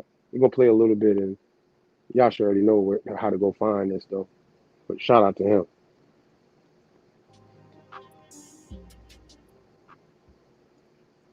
All right, we're gonna get into this book again. We're gonna do a little recap what we've gone over before. All right, and again, this is the book, "The Jews and Muslims in British Colonial America: A Genealogical History." So we're getting a lot of different sources and views, right? We're trying to put it all together. It says, in this work, we present a series of colonial documents, a contemporary first-hand accounts, records, portraits, family genealogies, and ethnic DNA tests, results which fundamentally challenge the national storyline, depicting America's first settlers as white, all right, as white and British or Christian. We postulate that many of the initial colonists were actually of Sephardic, Jewish, and Muslim Moorish ancestry, all right? Usually arriving as crypto-Jews with their religious adherence disguised, and crypto-Muslims, Moors, right? Moors. These immigrants served in prominent, right, economic, political, financial, social positions in all of the original colonies, all right? Very important. Original founders, the founding fathers, all right? I'm talking about original founders. We ain't talking about so-called pale-skinned people. You've never really been the minority. That's what I'm trying to tell you right now. You've never really been the minority. You still aren't the minority. Understand that. They made you think all this stuff.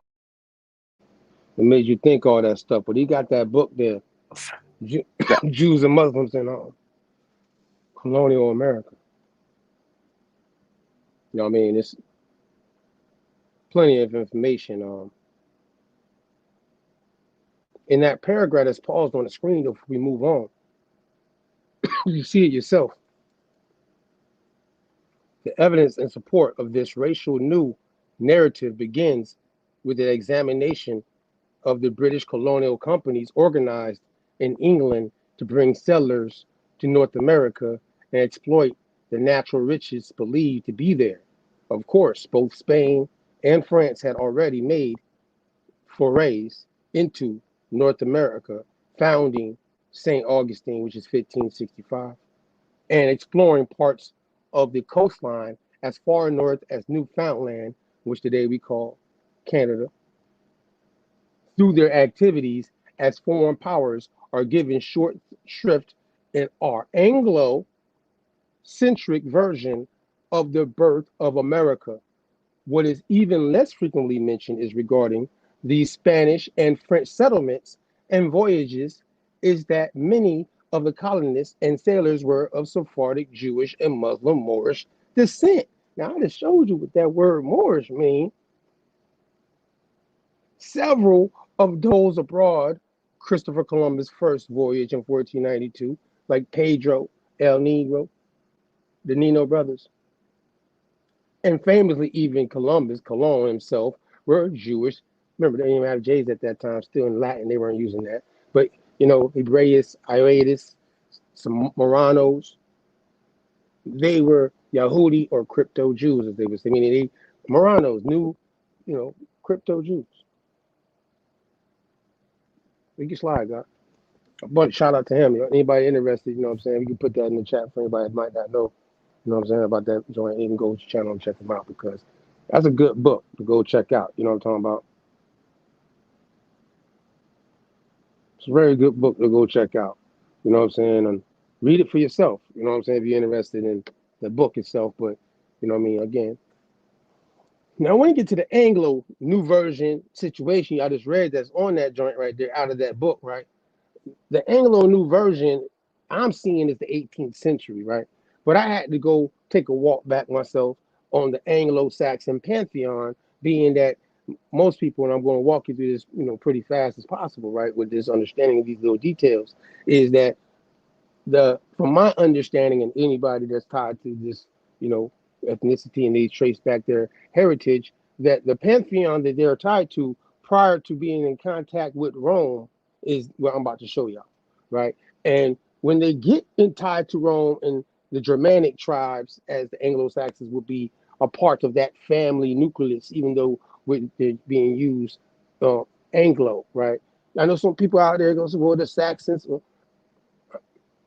I get it, but we're talking about the Anglo Saxons in their pantheon, which ain't tied to the Saxons that you were talking about, tied to the House of David or anything of that situation. I'm going to let their pantheon be their pantheon because it seems most people don't get their respect for their own ancient culture pantheon type shit. You heard me? Put some respect on the Anglo-Saxon pantheon. You heard me? Y'all be watching it all the time on Marvel. Go ahead, tap in, guys.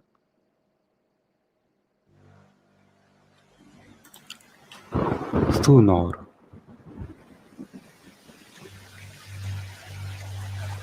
That's Thor.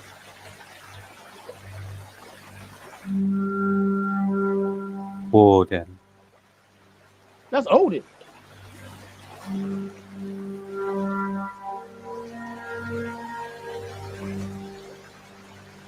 Free. She don't need no introduction.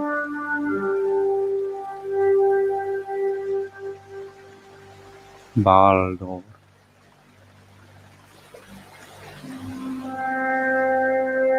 That says Wooded and Frigg's son, by the way.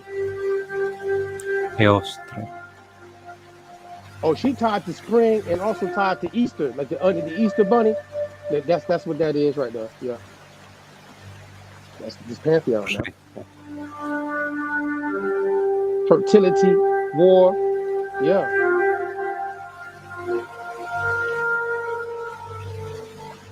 Tiu.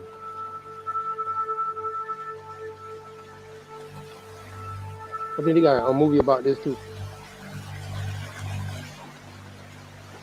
Freo.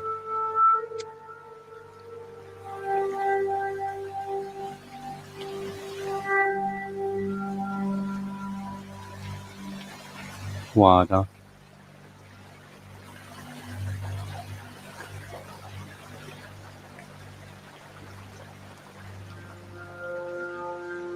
Wayland.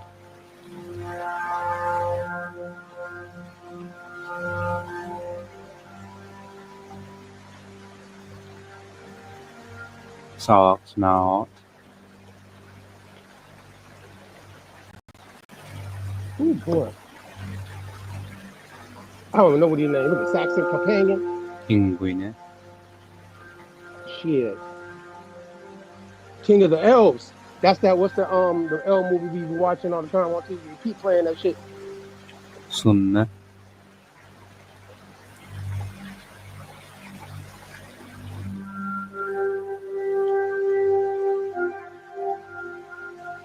Mona. The Moon God. How many people they got, goddamn? Hell. Ooh, I don't want to go there. Daughter of the trickster. Half girl, half skeleton. What y'all doing outside with this right here?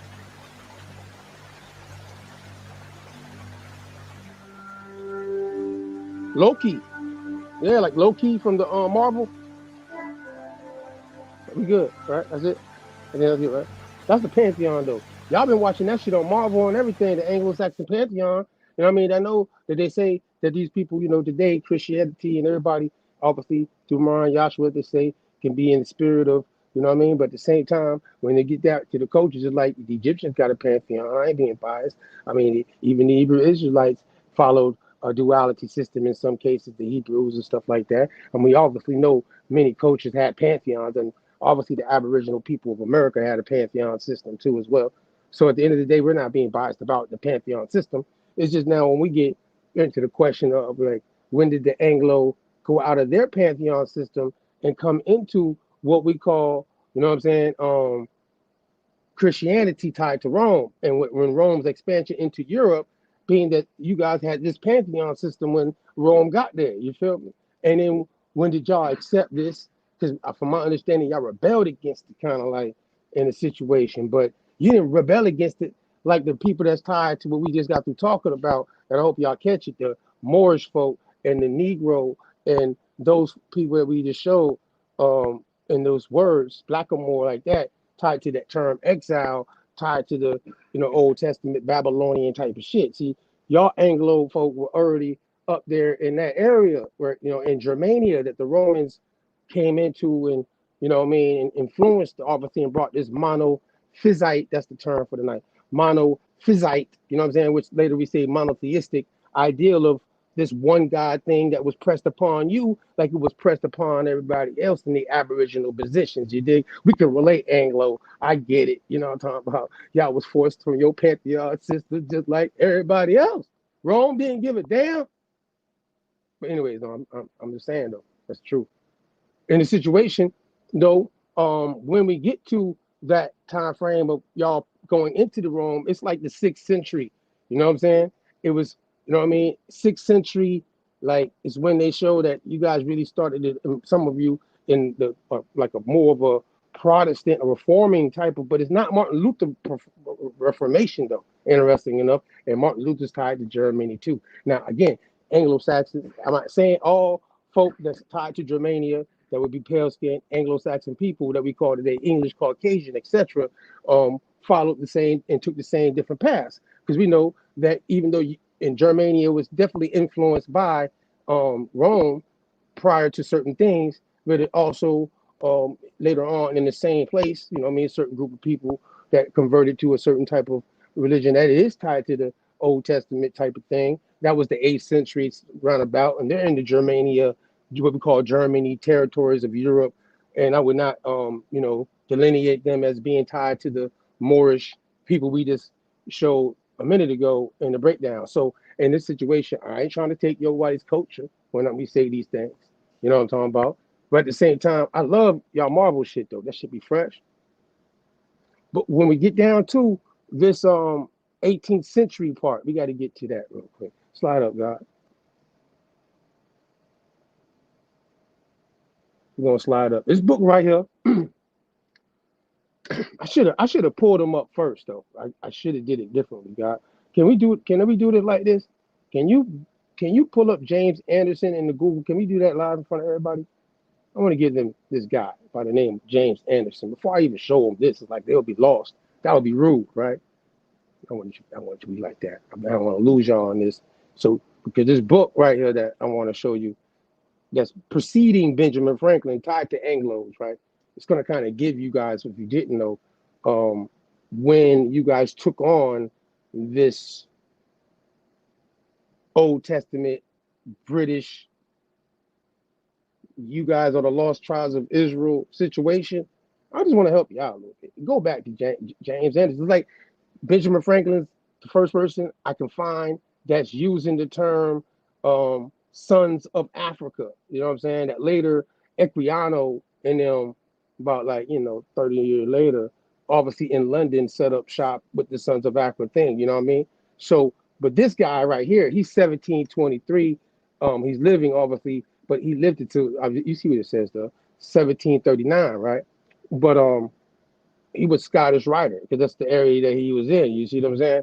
But at the same time, the minister born and educated in Aberdeen, Scotland. He was ordained a minister in Church of Scotland in 1707. You see what I'm saying? And moved to London. See, London and all these things is all tied together. You know what I'm saying? But that's why I want to give y'all's first before I get on my folks that also like Equiano and them. And I want to ask them some questions about what they got so much in common for being West African slaves in London, huh? But however the case might be, well, he was ordained a minister, like I said, right there. You know what I mean? And then right underneath it, it was going to say the Glasshouse Street Congregation, 1710. Now, obviously, come down a little bit more. I'm going to make sure they know who this person is now. You know what I mean? Now, biography, get down a little bit more. So, we ain't going to read the whole book for the, I just, we ain't going to have time to do all that. But see, James was born, as it says, in that time frame. And to come down a little bit more with 1710, and obviously, guys, this thing is the same thing again. It's like it's repeating itself. Okay, yeah, all right, so now, in this paragraph right here, you know what I'm saying, the Presbyterians, Anglo Saxon people that's in England, London, in this time frame, like himself, I would not say he's anything else but an Anglo Saxon, right? Living in Scotland at this time, as he is documented for me to see. I don't look at him in any other way. But it says in 1734, it's translated similar charge of Lisle Street and all that good stuff. I want to get down to the good part where it says Charles I, 1715. Now wait, y'all, it says in 1715 on the anniversary of the execution of Charles I, don't it? Who's Charles I, y'all? Out there, anybody out there in the chat know who Charles I is and what's going on in 1715? Anybody with me? Anybody know who Charles I is and what's going on in 1715? Being that this man's alive, right? James Anderson, he's alive when certain things are taking place, right, God? Isn't it the Jacobite War, 1715? And Charles I would be tied to that, right? The Jacobite situation. I just want to make sure that that's tied together so you won't think we captain, right? But however, you know what I mean, it lets you know in the execution was a zealous defense of the conduct of the Presbyterians during the Civil Wars and reached the second edition. Anderson was a Freemason. And when, in 1721, on a revival of Freemasonry in England, the Grand Lodge determined to produce the authoritative digest of the constitutions of the fraternity, the task was assigned to him. It was assigned to James Anderson. See what I'm saying?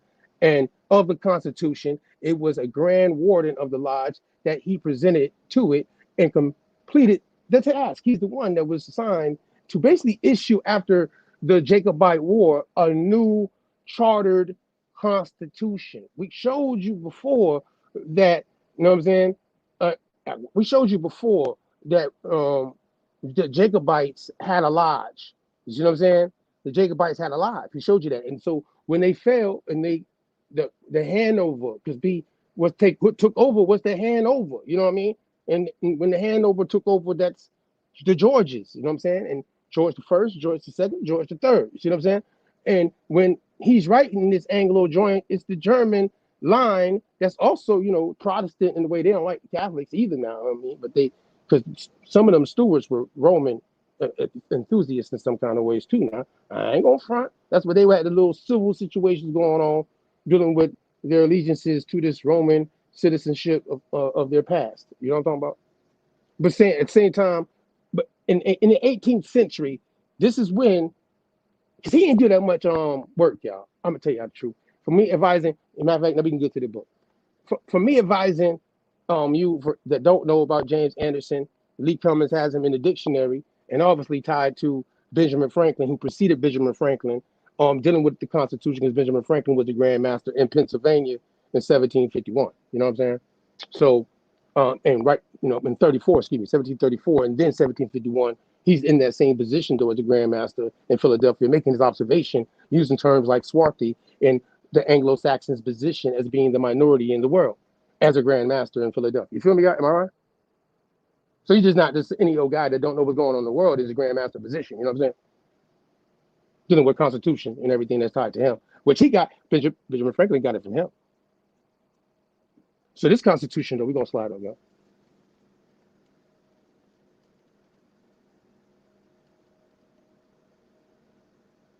Oh, them pictures and shit. They made this joint. I'm going to tell you how they make their pictures and shit. This is the new edit.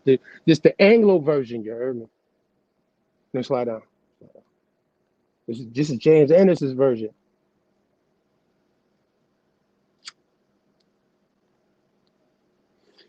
Keep going.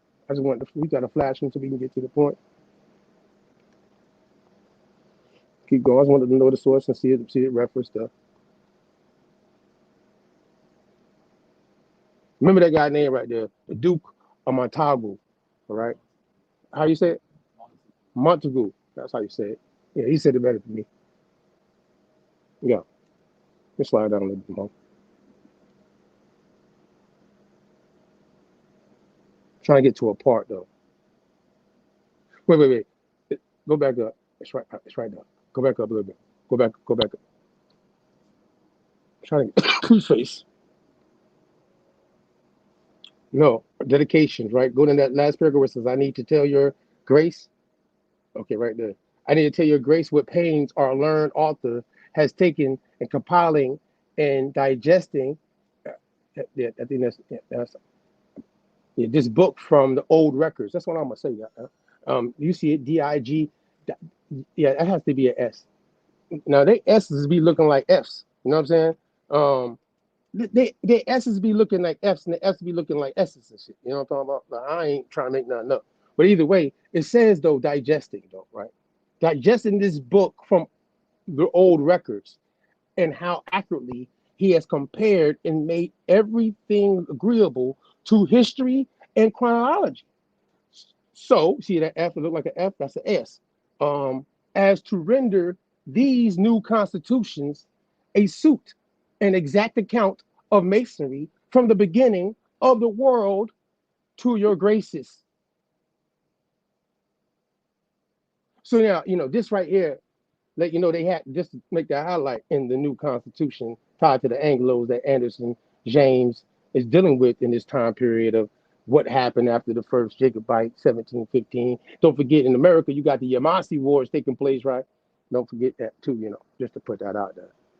But still, however, though, we're gonna slide down a little bit more. I want to get to something else in this book, and we can drop this in the chat. So we got for the folks that want to dive into it themselves and they don't know about James Anderson and who preceded Benjamin Franklin. And while we say certain things, that's they write in their records in the Constitution, the new charges, not the old charges. See, King James in 1611, funny enough, 1599, as we showed you, the school in Perth Lodge in Scotland, they're dealing with stonemasonry, builders and shit. In 1599, they just introduced the esoteric situation. And in 1599, they introduced the rabbinical side of it because of what King James obviously told y'all in that 1611 translation of that version of the Bible that he put out, that, you know, you got to go back to this, you know what I'm saying? So them old charges are going to be tied to a genealogical line and traditions and beliefs, I would even say, because obviously the Anglos took it on for themselves in this time frame because of this constitution and these new charges, saying that they're connected chronologically to the Ottoman situation and the House of David and British Israelism, if you heard about it. It's called British Israelism. Yeah, this is the man that James Anderson, and because I can't read the whole thing, you can throw it in the chat for the folks. I think I call myself trying to get some notes for y'all tonight, so I know I was going to be able to read all the shit to y'all, but let me see where it's at. Give me 1 second, y'all. I got cataracts and shit, you know. Oh, here we go. I got them. See, I ain't too far off. All right, so here we go. That's my notes here. My conversation with ChatGPT about all this and shit like that. So I'm sharing with you my conversation with them. You know what I'm saying? It says James Anderson. Obviously, I read that to you, Scottish Presbyterian minister and a key figure in the early development of Freemasonry. Indirectly contributed to the ideological environment that later fostered movements like the British Israelism. Although there is no direct evidence that he explicitly promoted it, Anderson is best known for his role in writing the constitutions of the Freemasons, which you're looking right now right here, in 1723 that was issued, I'm showing you right here, which helped shape the modern structure and principles of Freemason, which is tied to the new charges in the Anglo Saxons, right? I'm just showing you this time frame. James Anderson's contribution to Freemason and the British national identity. This is the Anglo Saxon identity, dealing with them being now supreme in Britain, going after what happened and everything and what's going on. Freemasonry emphasis, biblical lineage.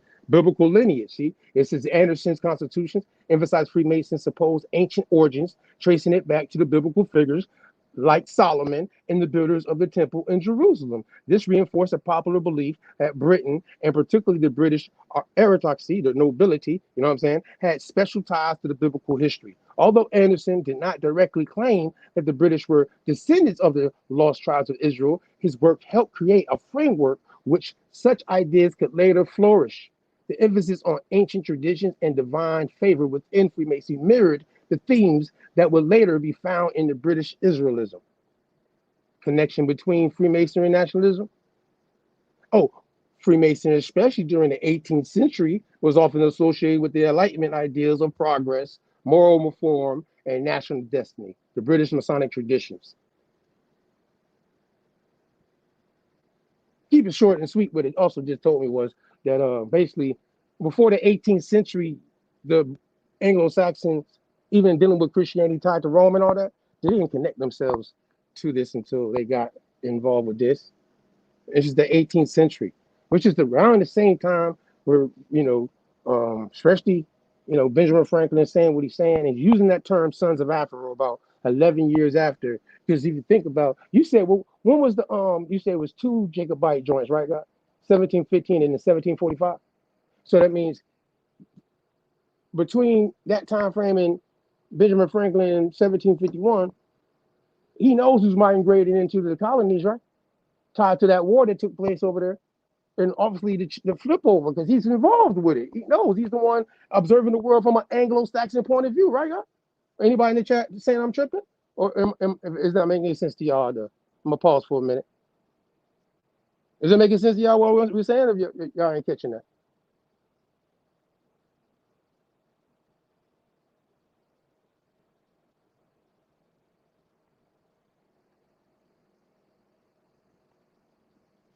Yeah, let that marinate.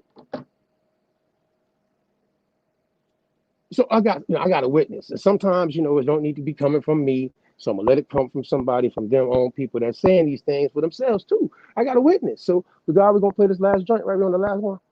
And everything. I appreciate y'all for the night. That's what I'm gonna land with my witness, you know what I'm saying? And we're gonna go ahead and see y'all when we come back, you know what I'm saying? Shout out to Monte. You know what I'm saying? Humble with the news. Shout out to the party. Shout out to everybody that's tapped in with us. You know what I'm saying? Check us out during the week. Obviously, the different drops is coming. And obviously, don't forget, we post everything work out September 17th. Lee Cummings should be in the building with us for a building with King James to the Duke. You know what I mean? We're gonna be talking about some shit. You hear me? So tap in. Hi, my name is Matt, and I grew up in a cult. If you're a regular follower of this channel, you'll know that two things that interest me are number one, royal family trees, and number two, the Bible. The main reason for this is that the cult I grew up in connected these two things in a very strange way, based on an idea called British Israelism. And even though I left the cult as an adult, rejected its ideas, and have since converted to a mainstream branch of progressive Judaism, it was this particular theory that sparked my lifelong interest in charting history. So in this video, I'm going to tell you a little bit about what British Israelism is. And because this theory unfortunately still comes up from time to time in discussions about royal genealogy, I'm also going to tell you why British Israelism is wrong.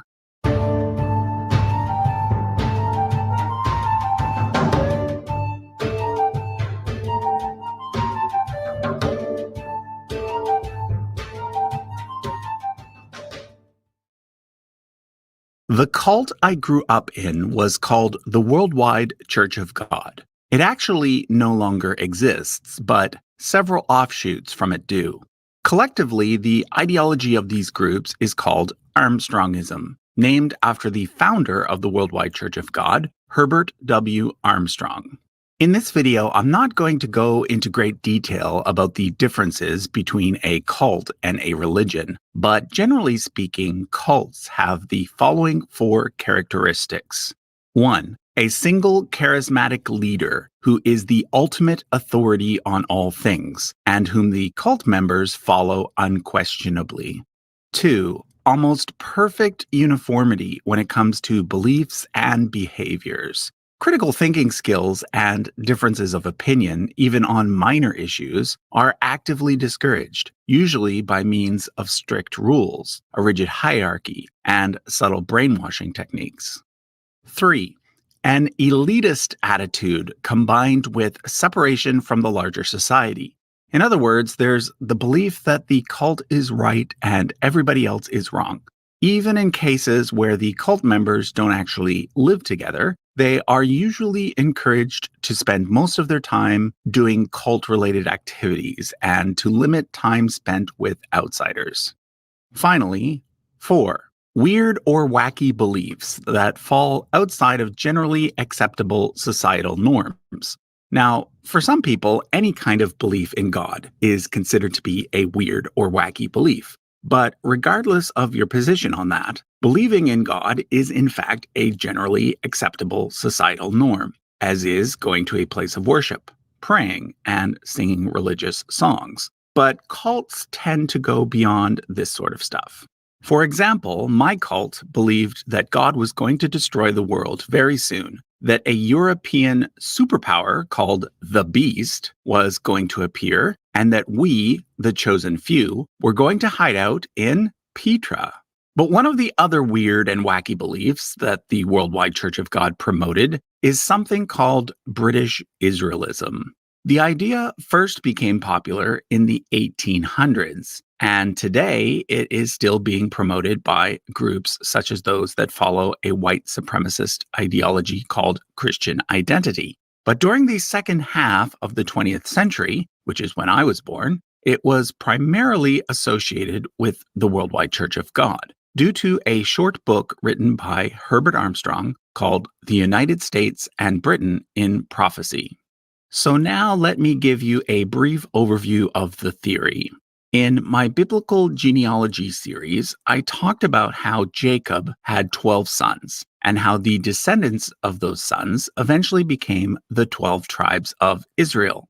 Well, around the time that the biblical story moves from legend to real history, the ancient Israelites lived in two separate kingdoms. The southern one was called the Kingdom of Judah and was comprised of two tribes, Judah and Benjamin, whereas the northern one was called the Kingdom of Israel and was comprised of the remaining 10 tribes. The northern kingdom was conquered first by Assyria, and a portion of the population was carried off and settled elsewhere, whereas the southern kingdom was conquered a bit later by Babylon. Some of the Judahites were carried off too, but they were later allowed to return under the Persians, who called their land Judea. Eventually, the people living there became known as the Jews, and history is pretty clear about what happened from this point on. There was the Maccabean revolt, the wars with Rome, and then eventually the Jews became scattered throughout Europe and the rest of the world. But British Israelism is mostly concerned with what happened to the other 10 tribes, those that comprised the northern kingdom of Israel, and who supposedly became lost to history after being conquered by Assyria.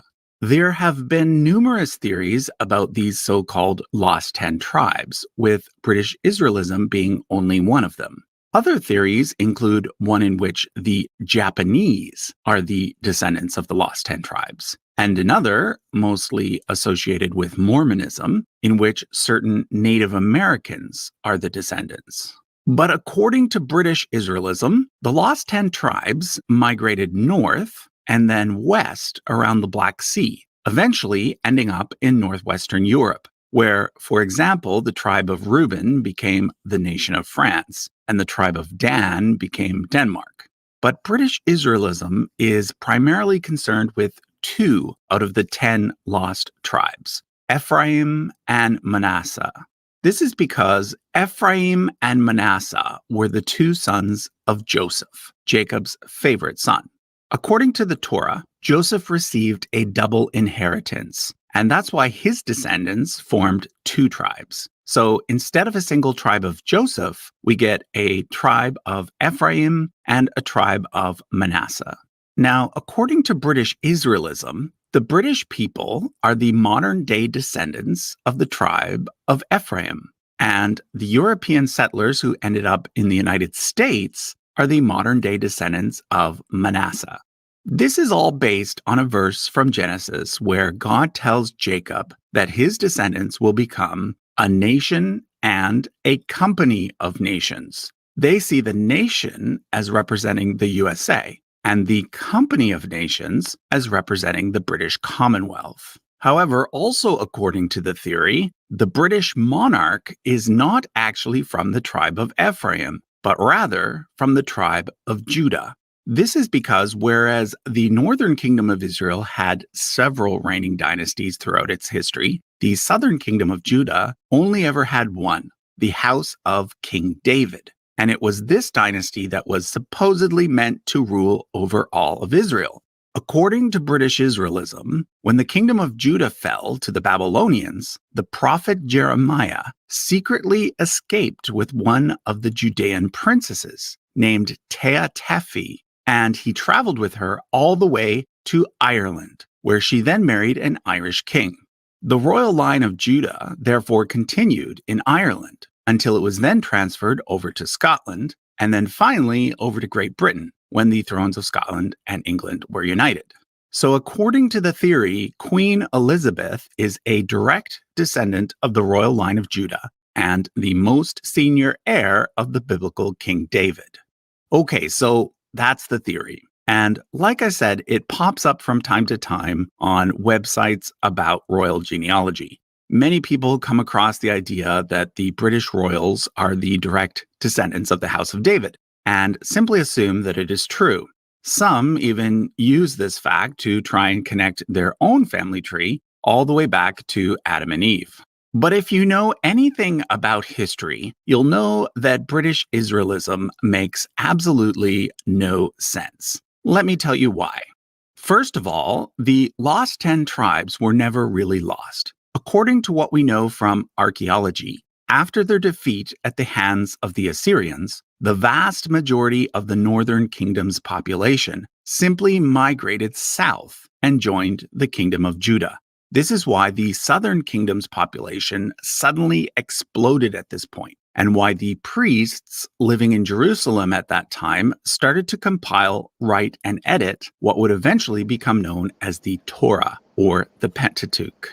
Although, So, you know, and I know everybody when it gets in him talking about all, I really don't him just knowing though he's a witness that he used to be tied to that growing up, the British Israelism, and where it comes from. I would say that it's important for others to maybe today that when they read the Bible and maybe not understand how that might be conflating because of white supremacy and racial things that took place in the 18th century. You know what I'm saying? And a lot of things in America in the 18th century is flipped. You know what I mean?